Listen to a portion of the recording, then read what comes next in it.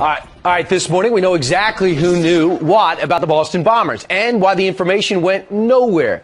Details I find frustrating. Maybe you do too. Joining us right now, the man in charge of finding out what happened, House Intelligence Committee Chairman, former FBI guy, Congressman Mike Rogers. Chairman, we found out a customs agent did alert someone in the Joint Terrorist Task Force in the New England area that Tamerlan came back from Russia.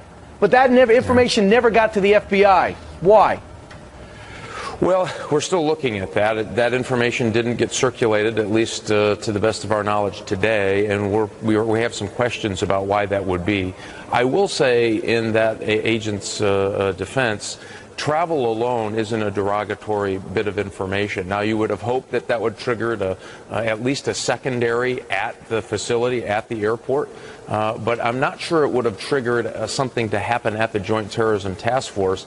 The investigation had already been completed and closed because they weren't able to find enough information or any derogatory information to go further in the investigation. So travel alone wouldn't have done it. It may have raised some questions to say, hey, maybe we should go back and talk to the guy.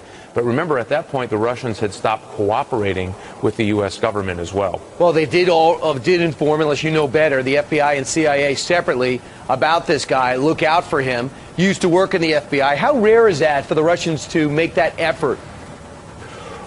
They will do it, but here's the problem. Sometimes when working with certain intelligence groups with the Russians, they would give information, derogatory information about somebody that they politically did not align with. And so the FBI has to sort all of that out. Remember, at one time, these were very hostile intelligence services to each other, the FBI to the FSB, the CIA to the FSB. So you have to take every piece of this information with a grain of salt, and they didn't give them a lot.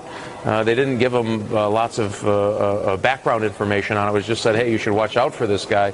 We think he's going through this radicalization process. Can you check it out? Checked it out, couldn't find anything, asked a question of the Russians. Here's the thing. The Russians, I think, have a lot more information here, Brian, than they are sharing today.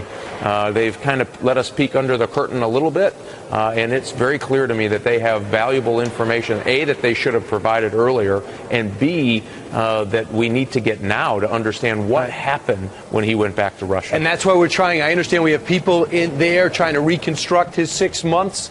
As we speak, that's coming together. Can you share with any information that might come out? Have come out already? Well, we really don't know yet. And again, I think the Russians need to cooperate more than they are now to fully understand those 6 months. Gotcha. And Chairman? I just don't think they're there yet. Yes. And Chairman, how disappointed are you, if at all, that we only questioned him 16 hours under the public safety exemption passed by the Supreme Court 20 years ago, and we didn't even get 48 hours? Why did this happen? Well, this should be maddening to everyone. The Supreme Court said, listen, you have this public safety exception, and it was based on the case of one single gun, trying to recover this gun so it wasn't a danger to others. This was weapons of mass destruction. You had people who had bombs. We believe they had more bombs. This was a huge deal. So you had other persons of interest. Were there other people out there? Did they have other bombs around? Right. The judge intervenes hastily into what was approved U.S. Supreme Court activity, meaning you could interview this guy. We've never seen anything like this. And so the DOJ apparently didn't fight it.